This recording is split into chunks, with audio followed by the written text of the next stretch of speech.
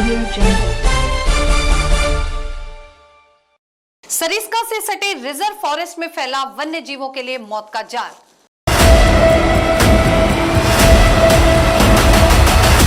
बिजली के करंट से लगातार वन्य जीव चढ़ रहे मौत की भेंट। जिले से प्रदेश और देश में दो वन और पर्यावरण मंत्री, फिर भी वन एवं वन्य जीव खतरे में।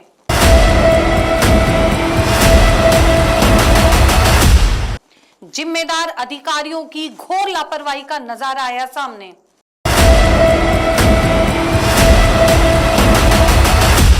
आखिर वन्य जीव और जंगल का रखवाला कौन?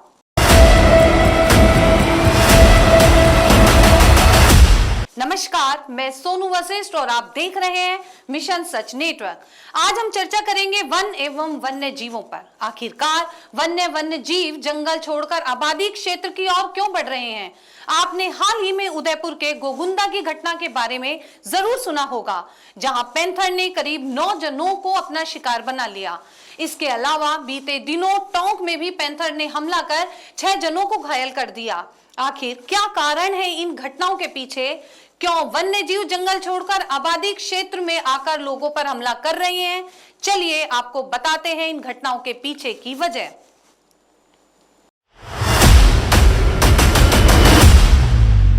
वन्य जीव और जंगल को बचाने के लिए केंद्र सरकार ने कठोर कदम उठाए, जिनमें संरक्षित वनों में वन अधिनियम 1972 के तहत वानिकी में गैर वानिकी गतिविधियां और चिलिंग एंड किलिंग सहित अन्य बहुत से नियम लागू किए गए थे। लेकिन कुछ राजनेता और अधिकारियों की मिलीभगत के चलते यह सब नियम ताक पर रखे नजर आ रहे हैं। हालांकि वर्तमान में अलवर जिले से ही दोनों जगह प्रदेश और केंद्र सरकार में वन एवं पर्यावरण मंत्री हैं, फिर भी यहां जंगलों में बिजली के अवैध कनेक्शन और अतिक्रमण कर अवैध होटल निर्माण सहित अवैध खनन धड़ल्ले से हो रहा है, जिस पर कोई पाबंदी नहीं लग पा रही है। जी हां, हम बात कर रहे हैं सरिस्का वन अभयारण्य के बालाकिले बफर जोन क्षेत्र से सटे चूहड़सिद के जंगलों की, जहां पर एक छोटी सी जगह है मोरिंडा। यह जगह अलवर वन मंडल के अधीन है और रिजर्व फॉरेस्ट एरिया में आती है, जहां का अगर नजारा देखें तो बिजली के तारों का जाल बिछा हुआ है और हर 100 मीटर की दूरी पर ट्रांसफार्मर लगे हुए हैं।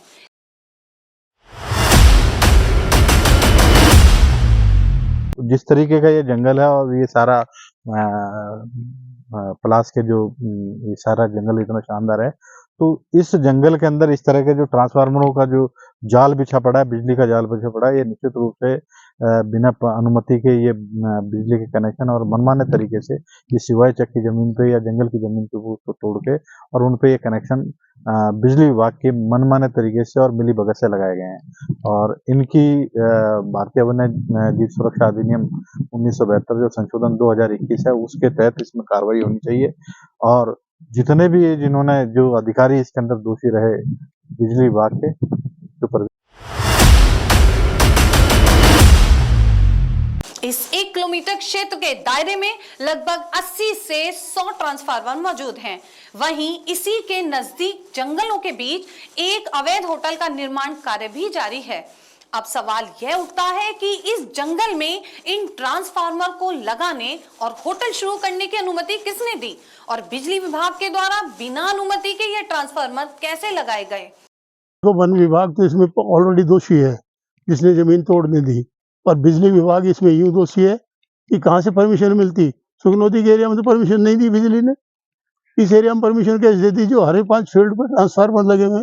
आपने फोटो ली है और आज मैं भी इस साइड पे आया हूँ, तो मैंने भी देखा है जगह जगह हर एक 5 बीघा 10 बीघा पर एक ट्रांसफार्मर है। इसका ये मतलब है कि लोगों ने नाजायज तरीके से अप्रोच करके कनेक्शन ले लिए और नाजायज तरीके से अप्रोच करके अपनी जमीन पर कब्जा किया, चाहे लीगल है चाहे इलीगल है। गौरतलब है कि यह जंगल पैंथरों की आबादी वाला जंगल है और यहाँ लगातार 2 टाइगर ST18 और 2303 का मूवमेंट भी रहता है। ऐसे में इस जंगल में बिजली का बिछा जाल इन टाइगर और पैंथरों के लिए मौत का जाल है।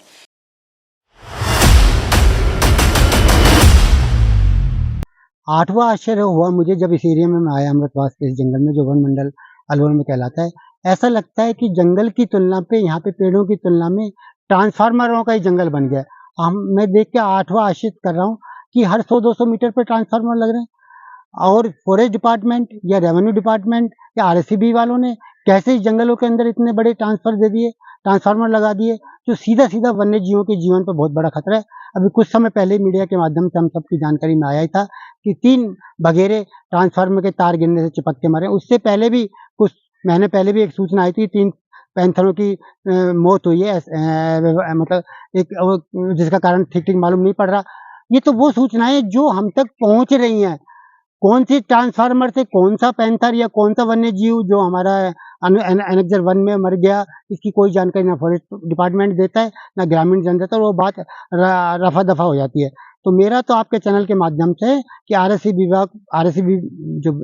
विभाग है, उसको बहुत सख्ती से ट्रांसफार्मर पर रोक लगानी चाहिए और वन विभाग को तुरंत प्रभाव से इन ट्रांसफार्मरों को रोक लगाकर, और कम से कम देखो, मूल बात है कि इन तारों के ऊपर कोई आपने कवरिंग नहीं कर रखी है, ट्रांसफार्मर में कोई कवरिंग नहीं कर रखी है। तो निश्चित रूप से अगर आपको कहीं ट्रांसफार्मर लगाना तो उसको अच्छी सुरक्षा करो, जिसे ना कोई भैंस मरे, ना कोई आदमी के साथ कोई कैजुअलिटी हो, और ना कोई वन्यजीव, ना कोई पक्षी, हमारा जंगली जानवर इन बिजलियों के से। और वाइल्ड लाइफ 72 का तो ये सीधा सीधा उल्लंघन है। मेरा मानना है कि ये मामला एनजीटी में भी जा सकता है, और वहां से हम आशा करते हैं कि फॉरेस्ट डिपार्टमेंट तो लगता है आंख मीच रखी है, पैसा खा के या अन्य कारणों की वजह से, दबाव से, राजनीतिक दबाव की वजह से वो कार्रवाई करने में झिझक रहे हैं।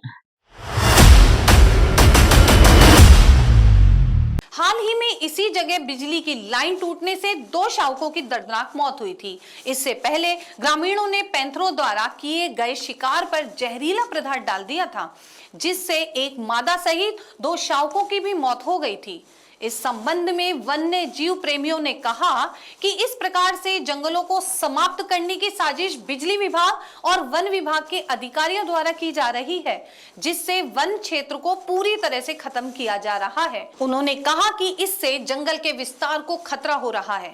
भविष्य में सरिस्का के विस्तार के लिए यह स्थान बेहतर है, लेकिन यहाँ भी दखल होने से जीवों को खतरा बढ़ रहा है। गौरतलब है, इस जंगल में टाइगर ST 2303 विचरण कर रहा था और अपनी टेरिटरी बनाने ही वाला था कि मानव दखलंदाजी के चलते ये टाइगर इस जंगल को छोड़कर हरियाणा की सीमा में जा चुका है, जहां करीब 4 जनों पर इस टाइगर ने हमला भी कर दिया और अब हरियाणा के झाबुआ गांव में करीब 2 महीने से वहीं रह रहा है।